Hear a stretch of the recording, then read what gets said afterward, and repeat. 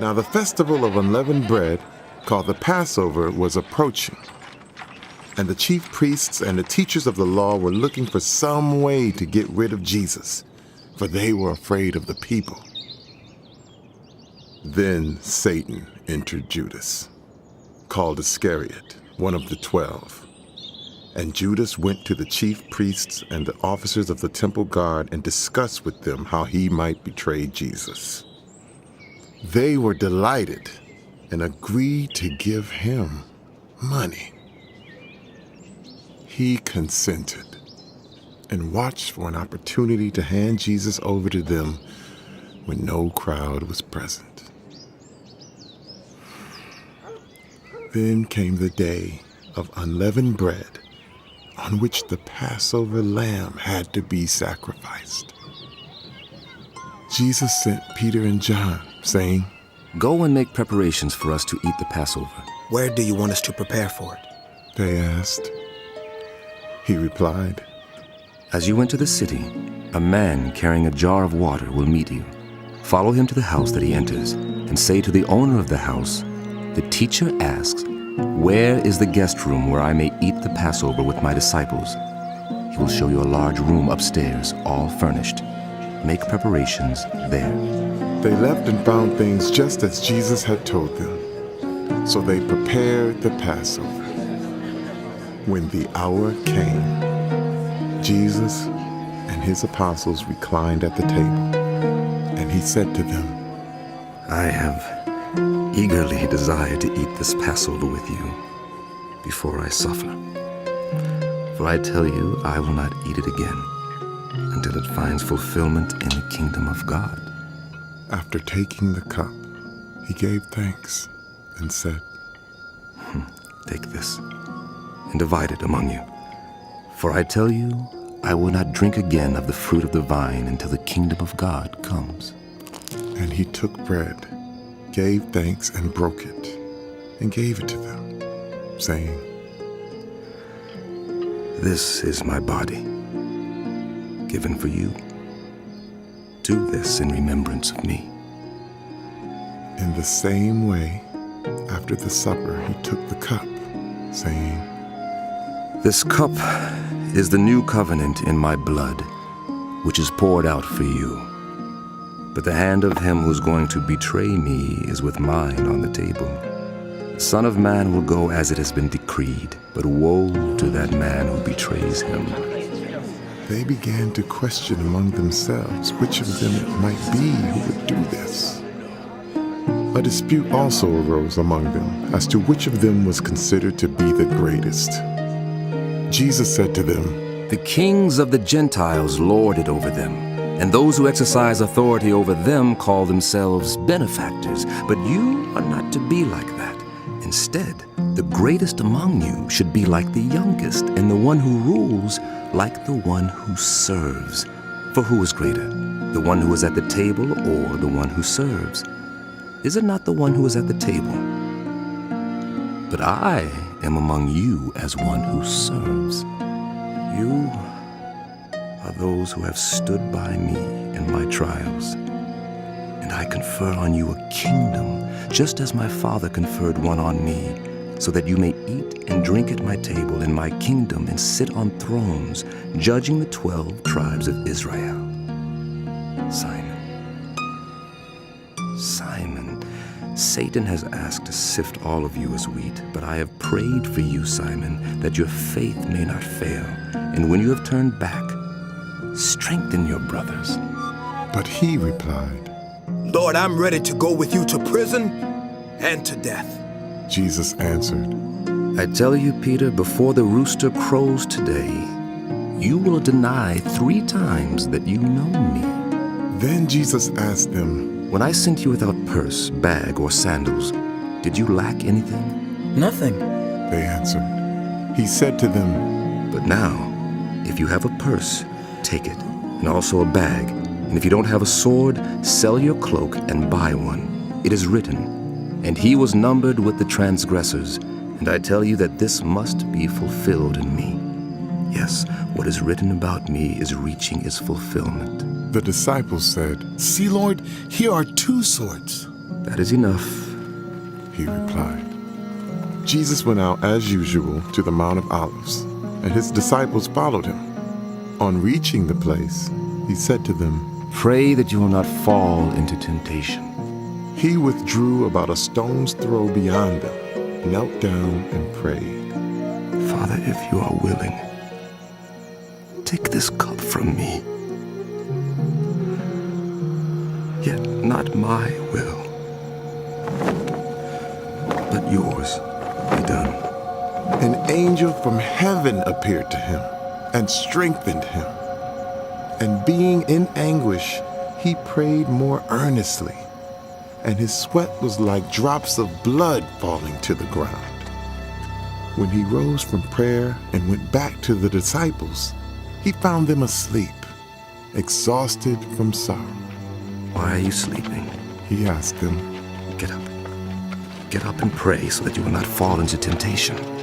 While he was still speaking, a crowd came up, and the man who was called Judas, one of the 12, was leading them. He approached Jesus to kiss him, but Jesus asked him, Judas, are you betraying the Son of Man with a kiss?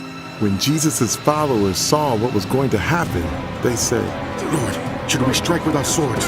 And one of them struck the servant of the high priest, cutting off his right ear. But Jesus answered, No more of this. And he touched the man's ear and healed him. Then Jesus said to the chief priests, the officers of the temple guard, and the elders who had come for him, Am I leading a rebellion that you have come with swords and clubs? Every day I was with you in the temple courts, and you did not lay a hand on me, but this is your hour, and darkness reigns. Then seizing him, they led him away and took him into the house of the high priest. Peter followed at a distance. And when some there had kindled a fire in the middle of the courtyard and had sat down together, Peter sat down with them. A servant girl saw him seated there in the firelight. She looked closely at him and said, This man was with him. But he denied it. Woman, I don't know him. He said. A little later, someone else saw him and said, You also are one of them. Man, I am not. Peter replied. About an hour later, another asserted. Certainly this fellow was with him, for he is a Galilean. Peter replied. Man, I don't know what you're talking about. Just as he was speaking, the rooster crowed. The Lord turned and looked straight at Peter. Then Peter remembered the word the Lord had spoken to him. Before the rooster crows today, you will disown me 3 times. And he went outside and wept bitterly.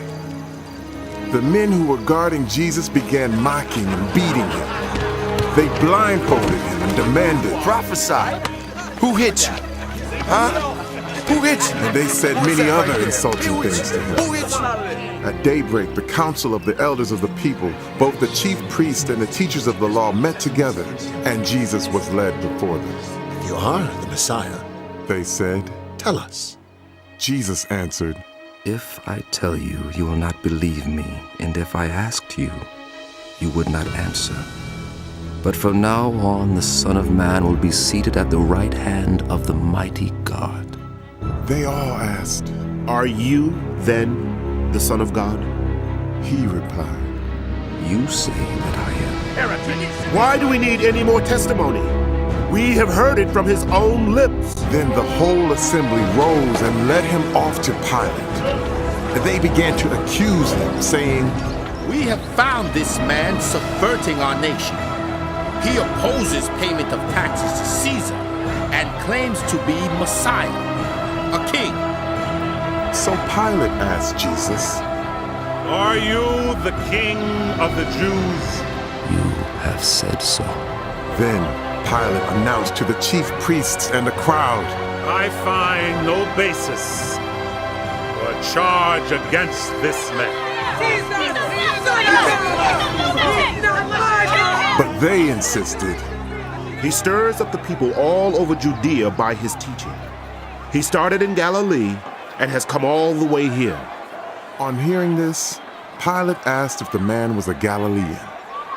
When he learned that Jesus was under Herod's jurisdiction, he sent him to Herod, who was also in Jerusalem at that time. When Herod saw Jesus, he was greatly pleased, because for a long time he had been wanting to see him. From what he had heard about him, he hoped to see him perform a sign of some sort. He plied him with many questions, but Jesus gave him no answer. The chief priests and the teachers of the law were standing there, vehemently accusing him. Then Herod and his soldiers ridiculed and mocked him. Dressing him in an elegant robe, they sent him back to Pilate. That day, Herod and Pilate became friends. Before this, they had been enemies.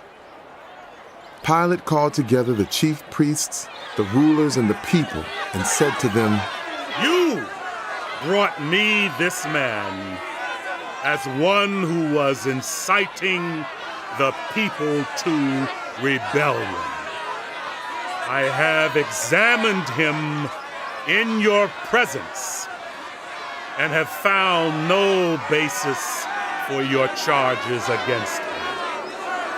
Neither has Herod, for he sent him back to us. As you can see, he has done nothing to deserve death. Therefore, I will punish him and then release him. With one voice, they cried out, Away with this man! Release Barabbas to us! Barabbas had been thrown into prison for an insurrection in the city and for murder. Wanting to release Jesus, Pilate appealed to them again, but they kept shouting, Crucify him! Crucify him! Crucify him! He's not the king. For the third time, Pilate spoke to them. Why? What crime has this man committed? I have found in him no grounds for the death penalty. Therefore, I will have him punished and then release him. But with loud shouts, they insistently demanded that he be crucified. And their shouts prevailed. So Pilate decided to grant their demand. He released the man who had been thrown into prison for insurrection and murder, the one they asked for, and surrendered Jesus to their will. As the soldiers led him away, they seized Simon from Cyrene, who was on his way in from the country, and put the cross on him and made him carry it behind Jesus. A large number of people followed him, including women who mourned and wailed for him. Jesus turned and said to them, Daughters of Jerusalem, do not weep for me. Weep for yourselves and for your children. For the time will come when you will say, Blessed are the childless women, the wombs that never bore and the breasts that never nursed. Then they will say to the mountains, Fall on us, and to the hills, Cover us.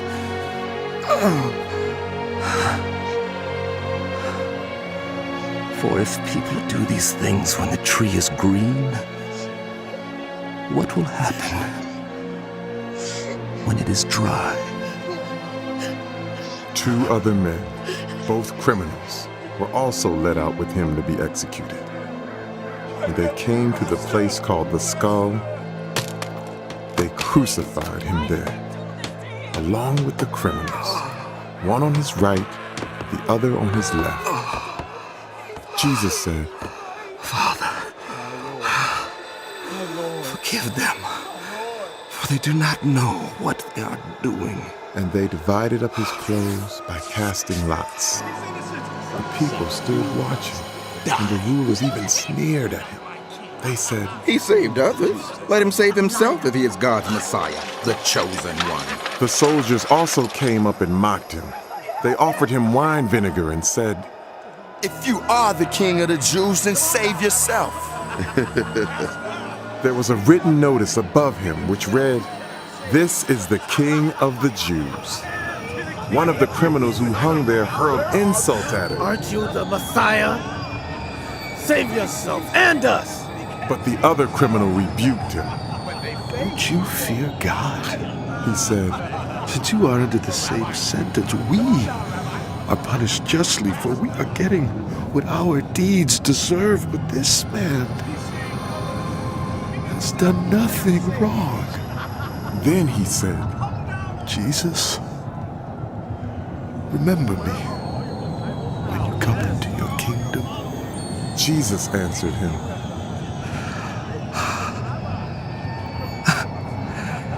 Truly I tell you, today you will be with me in paradise.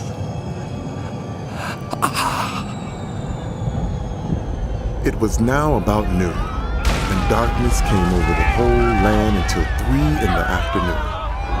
For the sun stopped shining, and the curtain of the temple was torn in two.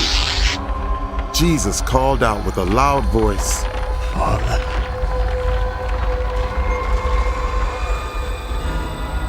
into your hands I commit my spirit. When he had said this, he breathed his last. The centurion, seeing what had happened, praised God and said, Surely this was a righteous man. When all the people who had gathered to witness this sight saw what took place, they beat their breasts and went away. But all those who knew him, including the women who had followed him from Galilee, stood at a distance, watching these things. Now there was a man named Joseph, a member of the council, a good and upright man, who had not consented to their decision in action. He came from the Judean town of Arimathea, and he himself was waiting for the kingdom of God. Going to Pilate, he asked for Jesus' body. Then he took it down, wrapped it in linen cloth, and placed it in a tomb cut in the rock, one in which no one had yet been laid.